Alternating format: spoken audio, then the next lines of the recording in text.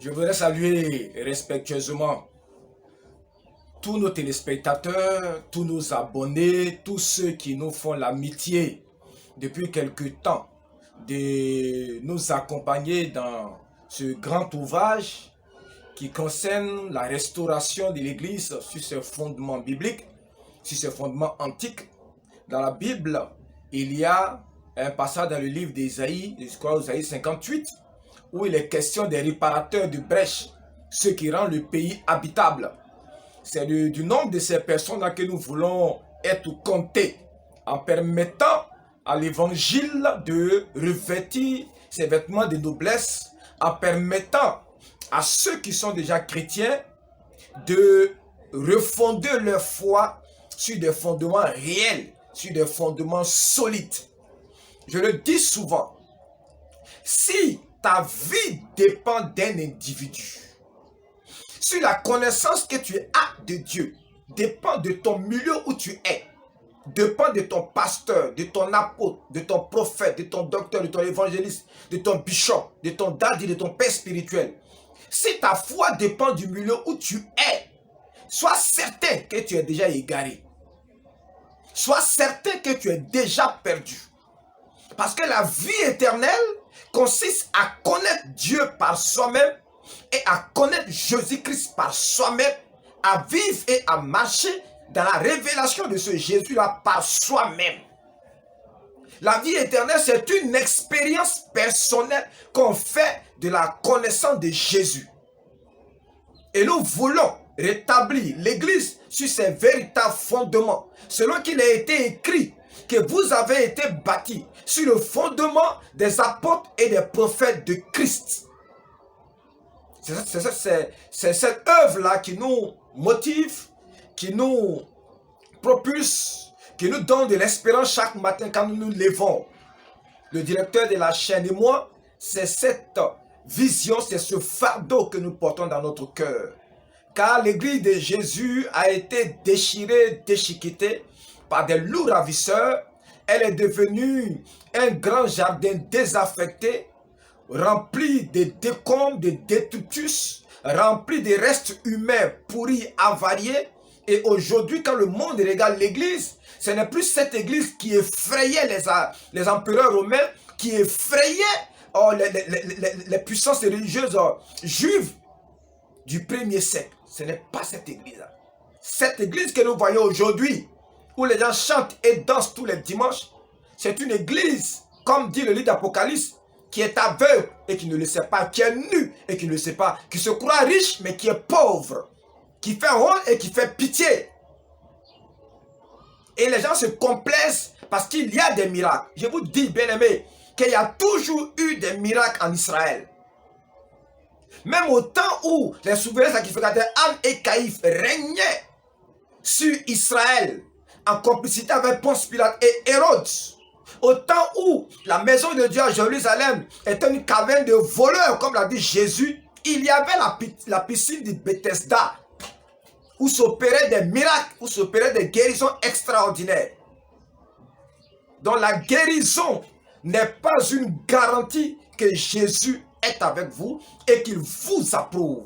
C'est pourquoi dans le livre de Matthieu au chapitre 24, Jésus dit qu'au dernier jour, au jour du jugement, plusieurs viendront lui pour dire, Seigneur, n'avons-nous pas prophétisé en ton nom?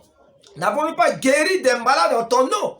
Et Jésus dit, je leur répondrai, pas que je ne vous connais plus, mais que je ne vous ai jamais connu.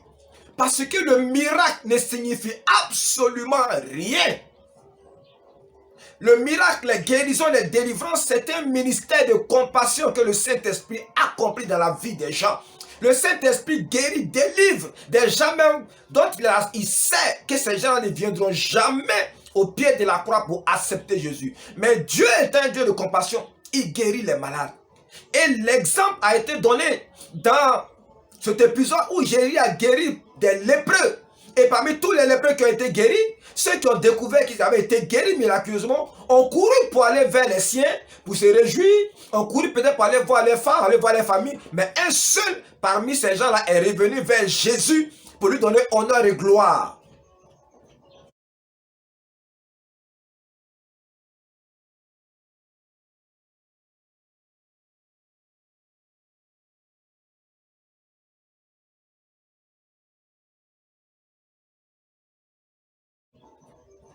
C'est un enseignement pour dire qu'on ne peut pas camper, on ne peut pas justifier une vie chrétienne, on ne peut pas justifier un ministère à partir des miracles.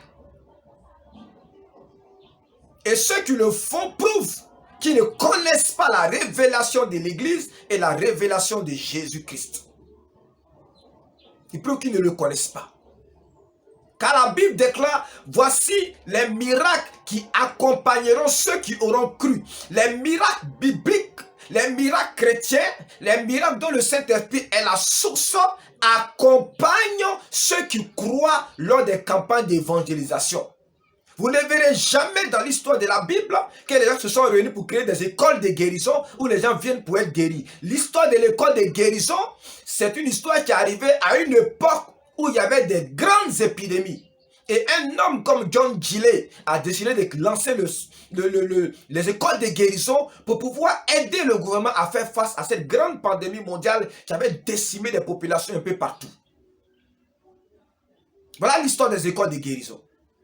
Ce n'étaient pas des institutions établies dans les églises où on vient pour être guéri et puis on se glorifie. La puissance de guérison, la puissance de miséricorde, les entrailles de la miséricorde se manifestent pendant les campagnes d'évangélisation. C'est pourquoi on dit, voici les miracles qui accompagneront ceux qui auront cru. Et c'est ce qu'un homme comme T.L. Osborne a prouvé et démontré. C'est ce qu'un homme comme William Branham a prouvé et démontré. Mais ce qu'on voit aujourd'hui là, où on vient chaque dimanche pour voir des miracles, je suis désolé, mais ça n'a rien à voir avec l'évangile de Jésus-Christ que moi je prêche. Absolument rien à voir. Donc, voilà ce que nous voulons changer. Vous avez un don de guérison. Allez-y prêcher à l'intérieur du pays. Allez-y prêcher dans les zones où il y a des milliers de païens, d'idolâtres, des fétichistes, des mystiques, d'occultistes. Allez-y leur démontrer la puissance de Dieu, comme l'a fait Philippe en Samarie, pour qu'ils croient. Mais arrêtez de nous emmerder à Abidjan ici. Arrêtez de nous emmerder à Abidjan ici. Parce que les maladies que vous guérissez là, les hôpitaux peuvent guérir ces maladies-là. Peuvent les soigner, les traiter. Donc, voici notre combat. Et nous combattons le visage découvert. Nous combattons en toute transparence. Nous combattons avec nos propres moyens. Nous combattons avec notre propre force, notre propre capacité, selon la grâce que le Seigneur nous accorde dans sa miséricorde infinie. Et j'invite tous ceux qui ont le même élan de foi, tous ceux dont le cœur est en peine de voir ces choses dans l'église de Christ. Nous vous invitons à nous rejoindre, à venir avec nous, à nous aider, à nous soutenir de vos conseils, à nous soutenir de vos orientations, à nous soutenir de vos prières, pour qu'on puisse ramener l'église sur ses véritables fondements.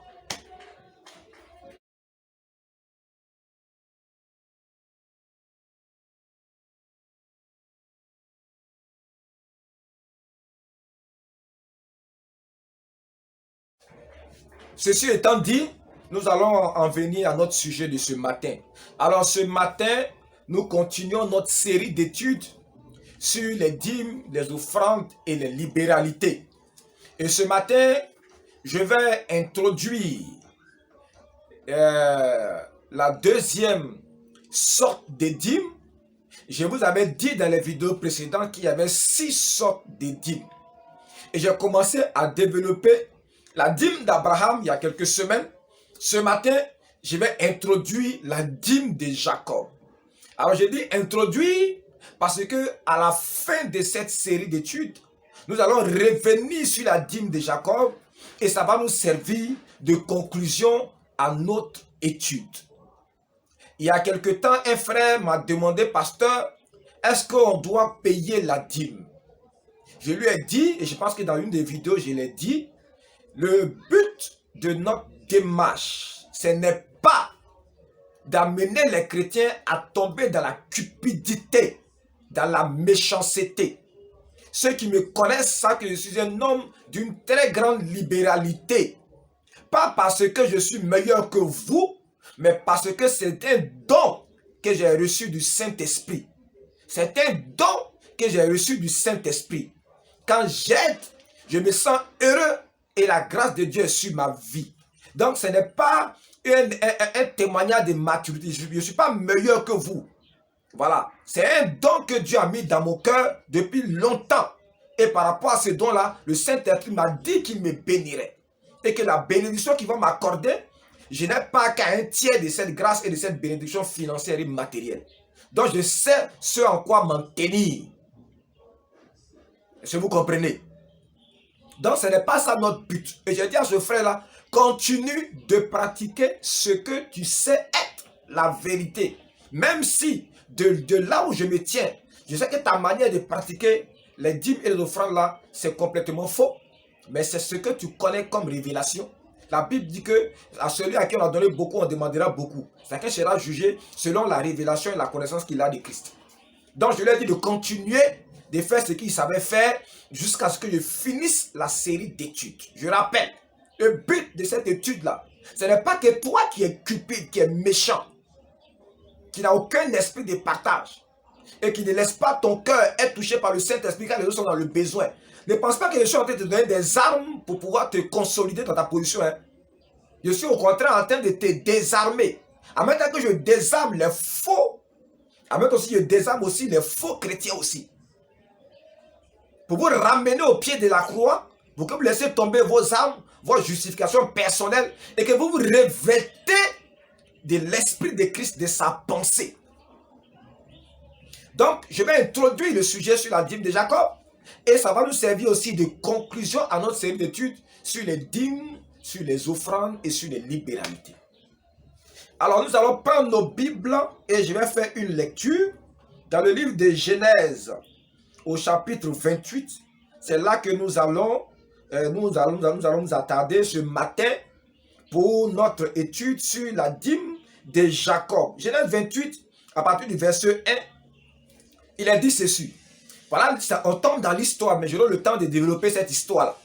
Isaac appela Jacob, le bénit, et lui donna ce ordre. Tu ne prendras pas une femme parmi les filles de Canaan.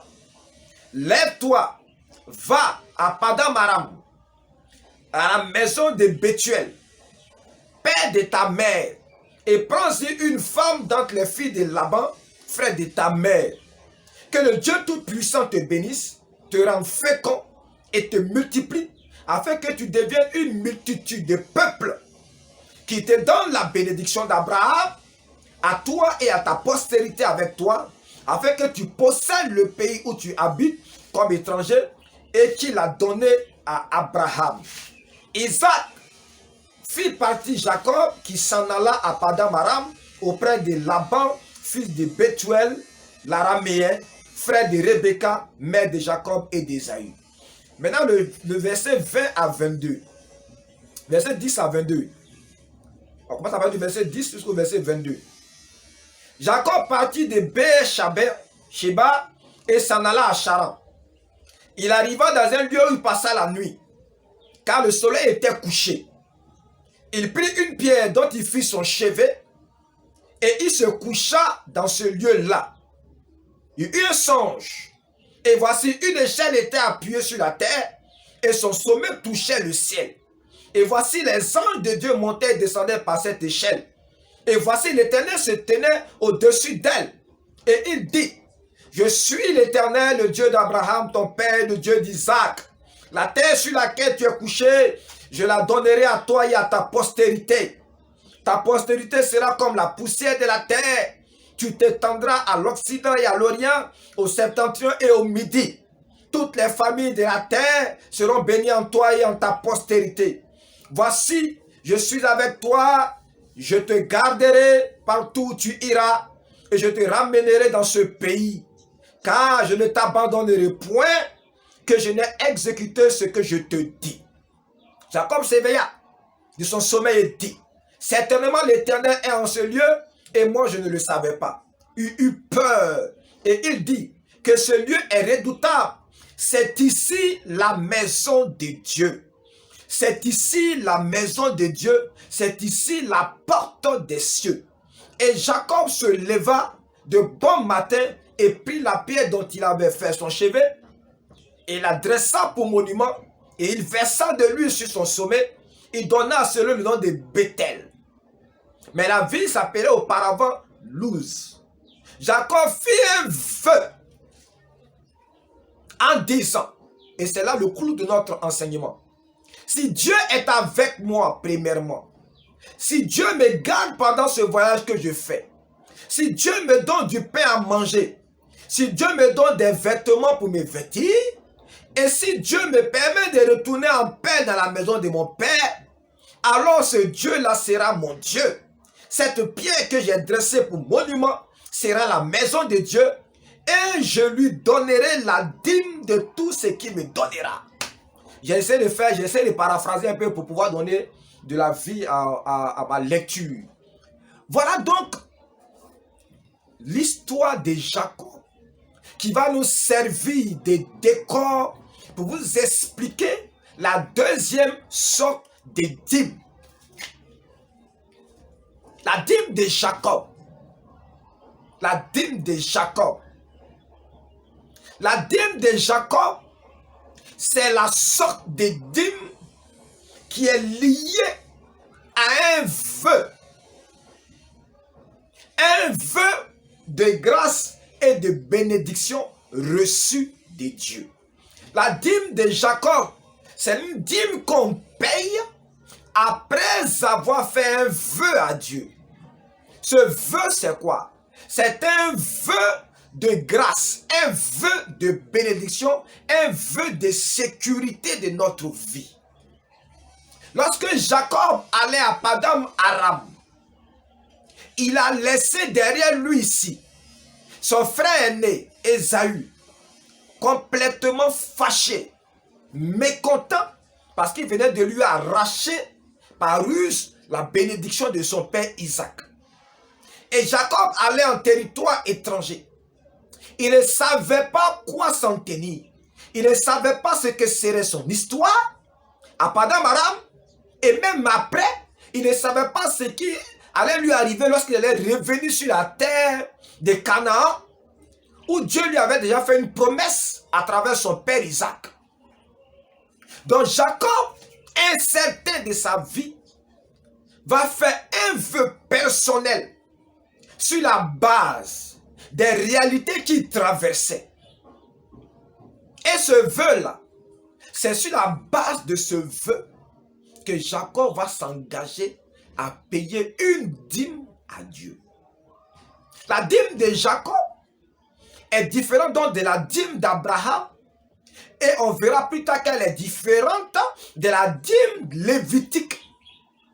Parce que c'est une dîme que Jacob paye, pas parce qu'on lui a demandé quelque chose, pas parce qu'il attend quelque chose en retour, mais parce que il veut que Dieu le bénisse.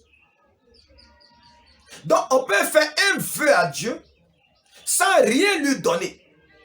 On peut faire un vœu à Dieu pour que on lui accorde, on lui apporte une dîme en retour de sa grâce, de sa bénédiction et de sa protection. Est-ce que vous comprenez? Et Jacob précise que il dit à Dieu, je te payerai la dîme de tout ce que tu me donneras. Dans le cas de Jacob, sa dîme va concerner tous ses biens, que ce soit son or, que ce soit son argent, que ce soit ses troupeaux, que ce soit les récoltes de son champ. Il a promis à Dieu qu'il va payer à Dieu toutes les dîmes qu'il va obtenir de sa grâce, de sa bénédiction, à partir de ses revenus qu'il va avoir. Est-ce que vous comprenez? Et cette dîme-là est différente de la dîme d'Abraham. Abraham a payé la dîme sur le butin des guerres. Mais ici, Jacob promet de payer la dîme. Il promet de payer à Dieu la dîme de tous ses revenus, tout ce que Dieu va lui donner. Et dans un tel cas, même l'argent qu'il va obtenir, que ce soit les dollars, les francs CFA, les euros et tout ça, les yens, tout ce que Jacob va obtenir, il a décidé d'apporter une dîme à l'Éternel. Mais cette dîme-là, elle est conditionnée par quelque chose.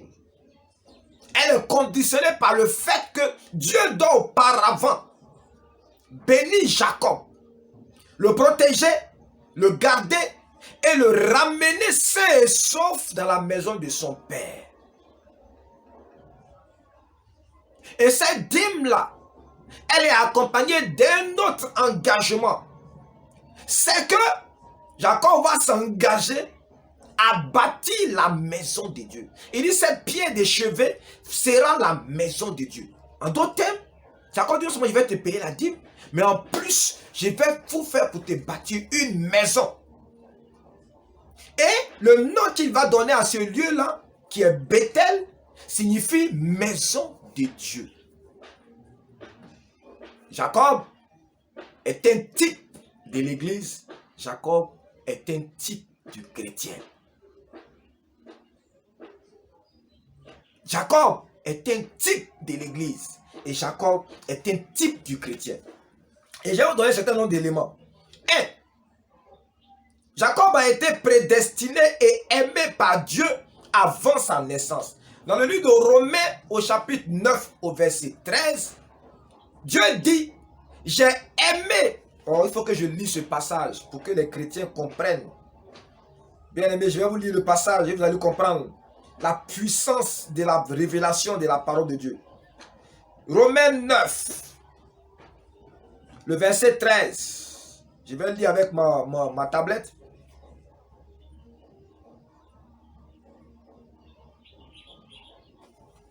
Je vais commencer.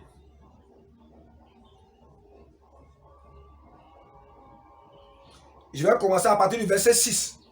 L'apôtre Paul parle ici du peuple hébreu. Il parle des Juifs. Et il va établir une révélation puissante. Et je voulais que vous compreniez bien. Il dit, ce n'est point à dire que la parole de Dieu soit restée sans effet. La parole de Dieu qui est la promesse que Dieu a faite aux Hébreux, aux Israélites. Il dit cette parole-là, c'est pas parce que les Juifs ont rejeté Christ que la promesse que Dieu a faite à Israël est restée sans effet. Pourquoi? Il dit car tous ceux qui descendent d'Israël ne sont pas Israël. J'aurai l'occasion de prêcher ça un jour. Et pour être la postérité d'Abraham, ils ne sont pas tous ses enfants. Mais il est dit, en Isaac sera nommé pour toi une postérité. C'est-à-dire que ce ne sont pas les enfants de la chair qui sont enfants de Dieu. Mais ce sont les enfants de la promesse qui sont regardés comme la postérité. Voici en effet la parole de la promesse. Je viendrai à cette même époque et Sarah aura un fils. Je vais vous expliquer ça un jour dans un message. Vous allez comprendre la puissance de la révélation de la parole de Dieu et la puissance du mystère du salut en Christ et la puissance du mystère de l'église. Et de plus, maintenant on revient maintenant à notre sujet Jacob. Et de plus, il en fut ainsi de Rebecca qui conçut du seul Isaac notre père. Car quoique les enfants ne fussent pas encore nés et qu'ils n'eussent fait ni bien ni mal, afin que le dessein d'élection de Dieu subsista, sans dépendre des œuvres et par la seule volonté de celui qui appelle, il fut dit à Rebecca, l'aîné sera assujetti au plus jeune, selon qu'il est écrit. Mais on entend sur le verset, j'ai aimé Jacob et j'ai haï Ésaü. La Bible dit que l'histoire de Jacob que nous venons de lire là est une image de l'histoire de l'Église. Où c'est en vertu d'un dessein du cœur de Dieu. C'est en vertu d'un projet électif qui dépend de Dieu seul que nous avons été appelés par la foi en Christ.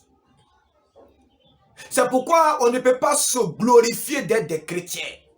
On peut plutôt se glorifier de la gloire de Christ. C'est-à-dire quoi? Se glorifier de ce que Jésus-Christ est mort pour nous. Il a versé son sang et parler de lui partout. La gloire du chrétien, c'est de parler de la gloire de Jésus, de l'œuvre qu'il a accomplie à la croix pour nous. Et l'apôtre Paul, par l'esprit, va mettre en parallèle l'expérience chrétienne avec l'expérience de Jacob. Parce que Jacob, il est un type parfait de l'église, il est un type parfait du chrétien. Pourquoi? Parce que il a été prédestiné, il a été aimé avant sa naissance.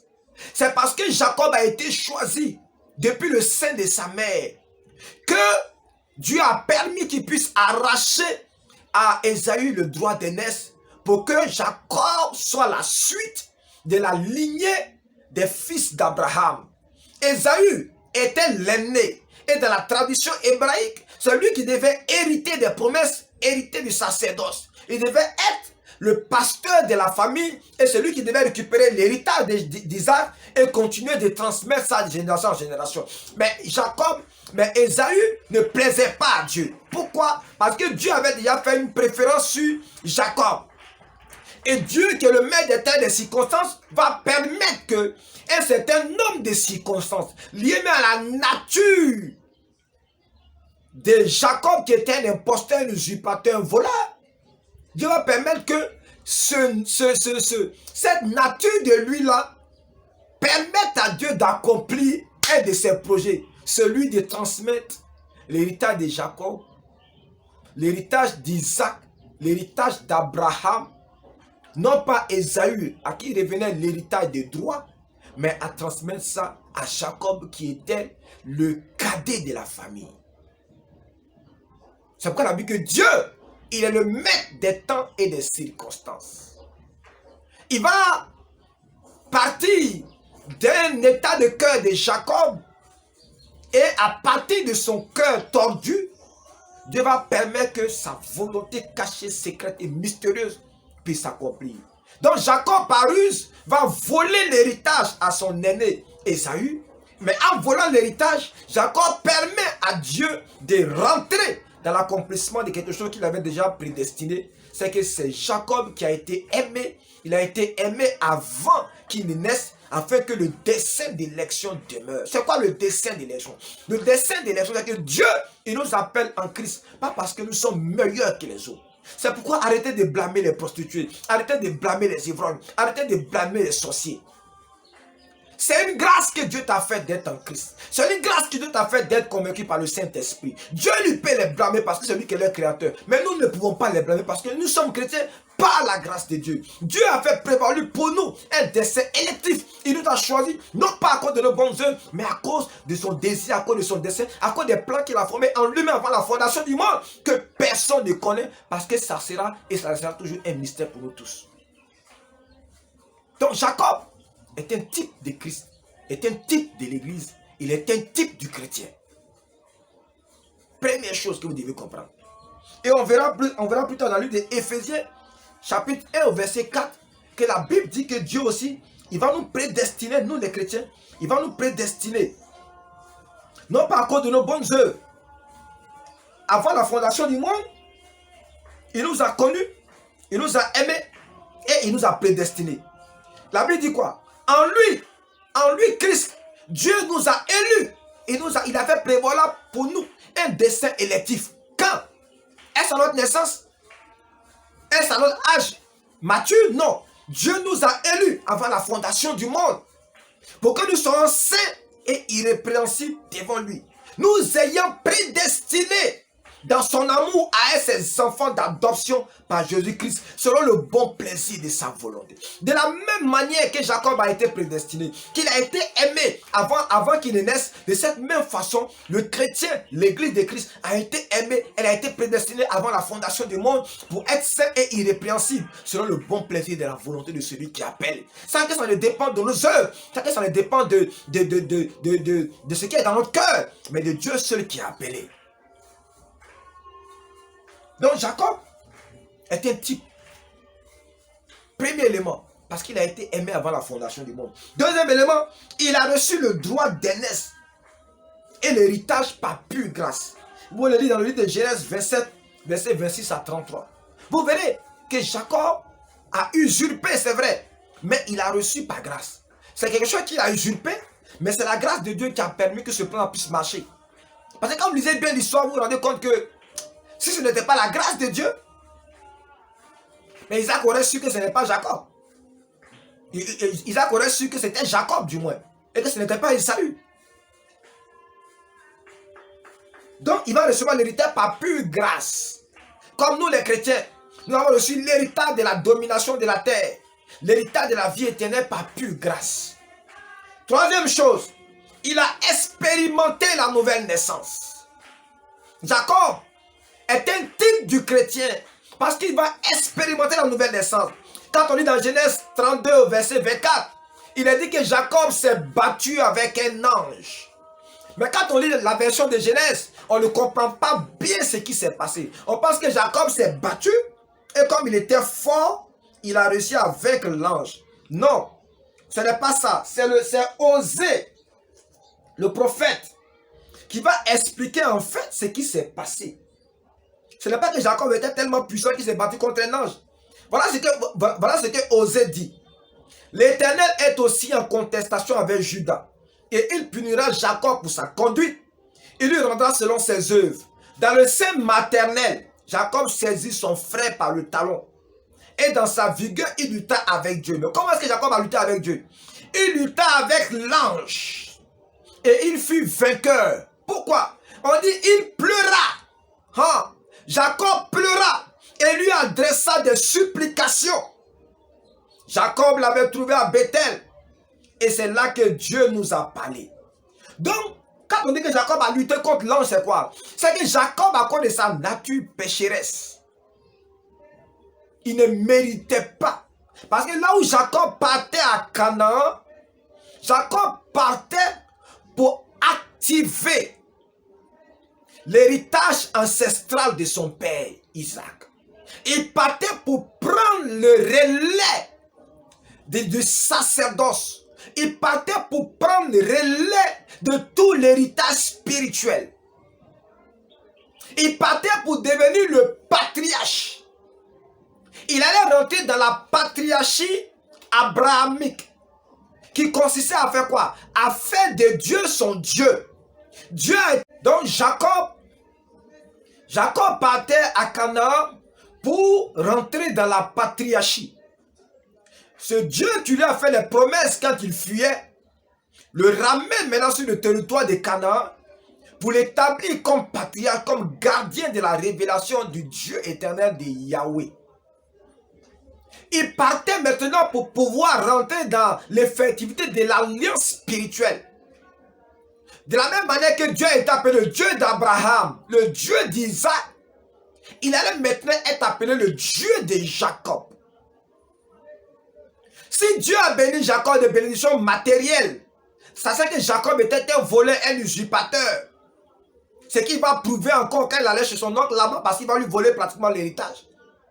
Mais pour ce qui concerne l'héritage spirituel, Dieu ne pouvait pas traiter avec Jacob dans son état, avec son cœur irrégénéré, avec son cœur de voleur. Dieu ne pouvait pas faire ça. Parce que les choses importantes, les choses sérieuses, les choses éternelles allaient rentrer en scène. C'est pourquoi Dieu va envoyer un ange pour lutter avec Jacob. Pour dire à Jacob que le temps est venu pour lui de changer. Et la Bible dit que Jacob a pleuré, il a prié, il a crié. Pourquoi? Pour que l'ange ne parte pas sans avoir activé cette alliance. Sans avoir acté cette alliance patriarcale, par laquelle Dieu allait devenir le Dieu de Jacob. C'est ça la bataille que Jacob a menée avec cet ange-là. Et au petit matin, l'ange a fini par accéder à la demande de Jacob. Cet ange-là, c'est ce qu'on appelle dans le livre de Malachie, les anges de l'alliance. Ce sont les anges, c'est une catégorie d'anges dont un homme de Dieu a parlé, le prophète Selvaraj. Ce sont les anges, quand ils se manifestent, ils portent toute la gloire du Dieu d'éternité. Ils parlent comme si c'était Dieu lui-même qui était là en présence, en personne. C'est ce type d'ange-là qui a rencontré Jacob. Et Jacob ne voulait pas que cet ange-là parte sans l'avoir béni, sans lui avoir transmis la patriarchie, sans lui avoir transmis l'héritage spirituel. Ça veut dire que Jacob s'est battu avec cet ange-là. Il a pleuré, il a prié. C'est la prière de Jacob. C'est ce combat spirituel dans les pleurs, dans les prières qui ont maintenu l'ange là. Et l'ange lui a fait droit en le bénissant, en changeant son nom. Le changement du nom de Jacob, c'est ça qui représente pour le chrétien la nouvelle naissance. C'est pourquoi dans les églises avant, quand quelqu'un se faisait baptiser, on lui donnait un nom juif, un nom hébreu. C'était l'image de ce que Jacob avait expérimenté. Et ce Jacob qui était un voleur, qui était un usurpateur, va devenir un prince de Yahvé. Et il va changer de nom, il va l'appeler Israël. Et Dieu va confirmer les bénédictions spirituelles. Dieu va acter les promesses qu'il lui avait faites lorsqu'il fuyait par aller à Padam Aram. Et Dieu va lui donner la patriarchie. Il va établir Jacob comme le troisième patriarche. Et on pourra maintenant dire, Dieu, il est le Dieu d'Abraham, il est le Dieu d'Isaac, il est le Dieu de Jacob. Voilà ce que je voulais dire. Donc, il a reçu l'expérience de la nouvelle naissance. La quatrième chose qu'il a vécue, Christ était son appui. Dans Genèse 28, on voit que Jacob va oindre une pierre, la pierre des chevet. Et il va faire la promesse que cette pierre deviendra la maison de Dieu. Cette pierre-là, c'était une image de Christ. C'est quand la Bible dit, regardez, quand un homme veut se reposer, il met toujours un coussin pour se reposer. Et Jacob a mis une pierre de chevet pour se reposer. Or, la Bible dit que lorsque tu crois en Christ, tu rentres dans ton repos. Lorsque Christ est ta pierre de chevet, tu es dans un repos éternel. Aucun prophète, aucun bishop ne doit t'effrayer. Tu es dans le repos en Christ parce qu'il est ta pierre de chevet. Et cette pierre de chevet, c'était Christ. C'est lui qui était l'appui de Jacob. C'est lui le puissant de Jacob. Et Jacob va oindre cette pierre-là. Et il va prophétiser sur elle. Cette pierre-là deviendra la maison de Yahvé. C'est pourquoi Christ est la maison que Dieu est en train de bâtir. C'est pourquoi nous sommes membres de son corps. C'est pourquoi nous sommes son église. Parce que nous sommes la pierre des chevet manifestée. C'est pourquoi Pierre dira plus tard, vous êtes des pierres vivantes. Vous êtes l'édifice de Dieu. Voilà la révélation profonde dans l'histoire de Jacob. Et cette pierre de chevet, il va l'appeler Bethel. El Bethel. La maison de Dieu. Christ est la maison de Dieu. Et nous sommes membres de son corps. Donc Jacob, il est le type parfait de l'église, le type parfait du chrétien. Et je ne vais pas aller loin parce que je vous ai dit que je vais revenir sur l'histoire de Jacob, sur l'histoire de sa dîme. Et je vais vous décortiquer les éléments qui sont cachés dans la dîme de Jacob. Retenez ceci. Il y a une sorte de dîme, qui est la dîme que Jacob a payée. Quand on regarde celui qui a apporté la dîme, quand on regarde les circonstances dans lesquelles il a payé cette dîme, on voit une grande similitude avec l'histoire de l'église. Question. Jacob, l'histoire de Jacob ne serait-elle pas un type de la pratique des dîmes, des offrandes et des libéralités à laquelle l'église de Christ doit s'attacher? Point d'interrogation. Réponse dans la conclusion de notre étude. Demeurez bénis, que la grâce et la paix du Dieu que je sais de tout mon cœur, de toute mon âme, du Christ vivant qui est ma vie, qui est tout ce que j'ai. Ce Christ pour lequel je suis prêt à mourir, à servir de libation. Ce Christ pour lequel j'accepte d'être le marchepied des chrétiens, qui sont ses enfants. Ce Christ pour lequel j'accepte de me dépouiller, pour que les enfants de Dieu, pour que les chrétiens puissent être riches, puissent être rassasiés. Que ce Christ-là vous bénisse. C'est lui qui est ma raison de vivre. C'est pour lui que je suis. C'est par lui que je suis. Et tout ce que je suis capable de faire, je le puis par ce Christ qui me fortifie. Grâce et paix sur vous. Merci de nous suivre. Et continuez de le faire et partager, liker. Vous verrez que vos vies vont changer en bien. Et que vous aurez la paix et le repos de Christ. Soyez bénis. Demeurez bénis. Marchez dans sa grâce et dans sa bénédiction éternelle. Shalom, shalom à vous. Au nom puissant de Jésus-Christ. Amen.